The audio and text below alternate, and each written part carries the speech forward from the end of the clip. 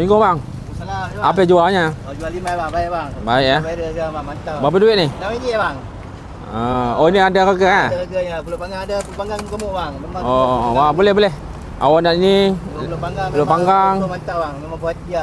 Oh, so nampak gemuknya. Memang gemuk ada. Tu karipak eh. Karipa ada. Bagilah tu semua. Rasa-rasa nanti Boleh nak rasa-rasa. Awak nak duduk belakang tu boleh ya? Assalamualaikum komai. Teman berada dekat sini komai Batu Gajah. Tadi teman nampak gerah ni kat sini kan. Teman singgah lah. Cuba tengok menarik panah-panah lagi. Awak punya gerah ni pasal awak minta makan kat sini. Jadi kita makan lah. Jom. Nampak. Ya Tuhan. Rasanya ya Tuhan. Bismillahirrahmanirrahim.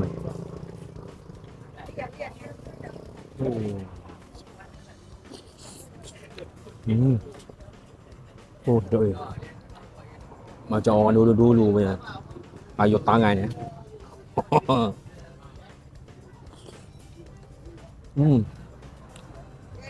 Bapak punya. Siap. Asal lemak tu sedap pun. Waktu dia pun tak terlalu manis. Kan tak terlalu nyengat manis dia. Ngam. Oh, ramai kau main nampak. Oh, nampak. Tekstur ni, nampak?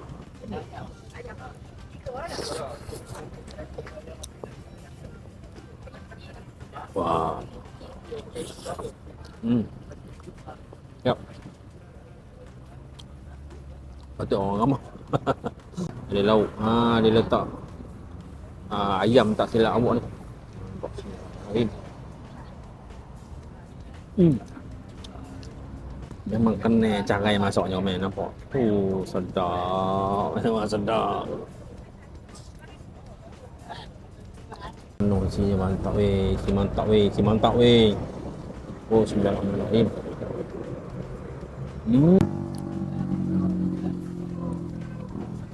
Pulut panggang ni RM1 je satu. Bosor gerabak apa ni? Tuan. Oh, mantap weh. Ini pun dah padu. Kalau goreng lagi padu. Habis sedar gemuk ah. Oh, gemuk ni. Oh, hasil dalamnya, ya Tuhan. Apa dia buat bagi penuh-penuh ni? Bismillahirrahmanirrahim.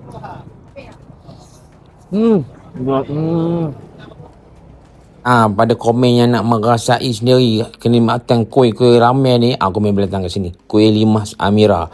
Komen base je ataupun masuk dalam Google Map dan sampah dekat Batu Gajah Simpang 4 ni, Kampung Srijaya ni. Selain tu ada juga kuih-kuih lain komen. Kuih orang ramai dulu tapi tak banyak lah dia terhad lepak pisang ke karipap ke kan, buah melaka macam-macam lah.